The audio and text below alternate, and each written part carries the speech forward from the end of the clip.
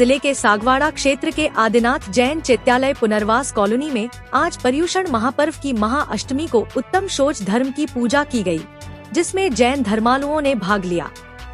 इस अवसर पर जैन धर्मालुओं ने बताया कि उत्तम शौच धर्म हमें यही सिखाता है कि शुद्ध मन से जितना मिला है उसी में खुश रहो।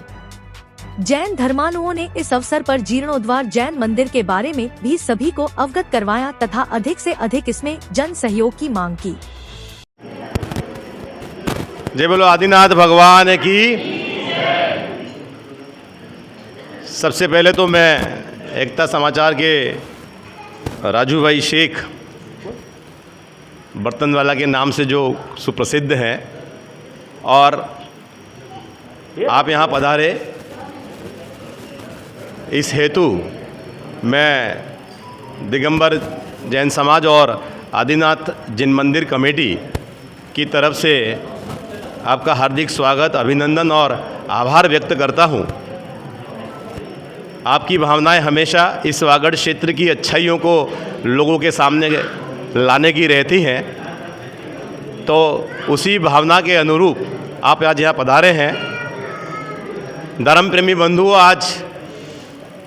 उत्तम सोच का दिन है और उत्तम सोच का मूल जो अर्थ है वो है पवित्रता।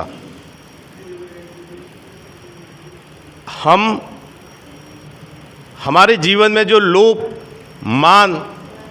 कषाय आदि भरी हुई हैं, उनको त्याग करके हम आत्मा के मार्ग में बढ़ें, आत्मा के मार्ग में आगे बढ़ें और जो प्राप्त है वो पर्याप्त है। ये मूल सिद्धांत है आज उत्तम सोच का, पवित्रता का, कि हमें जो प्राप्त है वो पर्याप्त है, हमें जो मिला है वो अपने पूर्व जन्मों के कर्मों के हिसाब से मिला है और हम उसमें संतुष्ट रह करके हमारी आत्मा का कल्याण करने के लिए आगे बढ़ें। यही उत्तम सोच धर्म का मूल कारण है या मूल मंत्र है।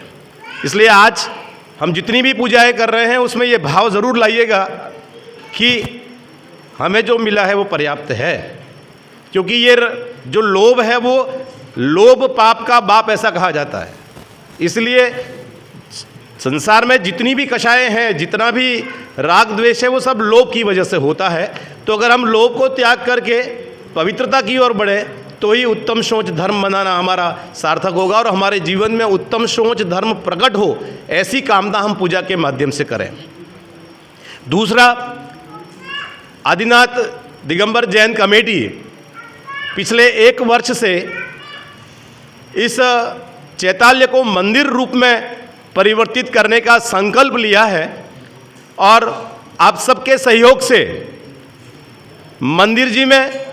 एक बहुत बड़ी विशाल भव्य वेदी का निर्माण आधे से अधिक ऊपर पूरा हो चुका है और बाहर मंदिर जी के जब हम प्रवेश करते हैं तो उस प्रवेश द्वार पर बहुत बड़ी छतरी का निर्माण भी चल रहा है, जिसका कार्य भी प्रारंभ हो चुका है। आप सब लोग इस कार्य को देखें और इसकी विशालता का अनुभव भी करें और उसकी विशालता के साथ लगने वाली राशि का भी अनुभव करें। और आप सब लोग इस 10 दिनों के पावन पर्व पर अपनी भावना को ऊंचा बनाएं और मंदिर जी में अपनी जो अचल संपत्ति है उसका सदुपयोग करते हुए धर्म की क्रिया में आगे बढ़ें और जो भी भावना आपकी है उसको खुल करके मंदिर जी में दान करने का कृपा करें। इस चैनल के माध्यम से जितने अन्य लोग भी इस कार्यक्रम को देख रहे हैं या देखेंगे, उन तमाम से भी मैं निवेदन करूंगा और ख़ास तौर से हमारे जैन समाज के भाई बंधुओं से कि वो इस कार्यक्रम की विशालता को देख करके अपने भाव मंदिर जी में दान के लिए बढ़ाएं और जो भी आपकी भावना हो, क्योंकि ये ऐसा कर्म है, क्योंकि हम जैनिज्म में ये विश्वास करते हैं कि हमें जो कुछ भी मिलता है वो हमारे पूर्व कर्मों के हिसाब से मिलता है और अभी हमें कुछ मिला हुआ है तो पूर्व कर्म के मिला हुआ है और आगे जो मिलेगा, वैसे तो हमें मोक्ष की कल्पना करनी है और उसमें आगे कुछ अच्छा मिले ऐसी भाव तो करना चाहिए नहीं, लेकिन चूंकि हम जानते हैं कि पूरी तरह से हमको मोक्ष का अभी हम लोग उस पथ पर आगे बढ़ नहीं पाए हैं, तो अच्छी गति मिले, अच्छे कर्म करें तो आगे का भाव भी अच्छा मिले और ऐसी अनुकूलता हमको मिले कि हम उस जगह पर भी मोक्ष के रूप में आगे बढ़ते जाएं। तो इस हेतु आप अच्छे कर्म की श्रेणी में यहाँ पर कुछ अच्छे काम करके जाएं, ताकि आने वाले समय में भी जहाँ भी आपकी गति होगी वहाँ अच्छा मिलेगा। और इसी भगवान को साक्षी मान करके आपको उस पथ पर मोक्ष, जहाँ भगवान आगे बढ़े हैं, जहाँ भगवान जाकर के विराजमान है, वहाँ हम भी विराजमान हों, ऐसी हमको अनुकूलता मिले, इसलिए ऐसा कर्म हम करते जाएं। तो पुनश्च मैं आप तमाम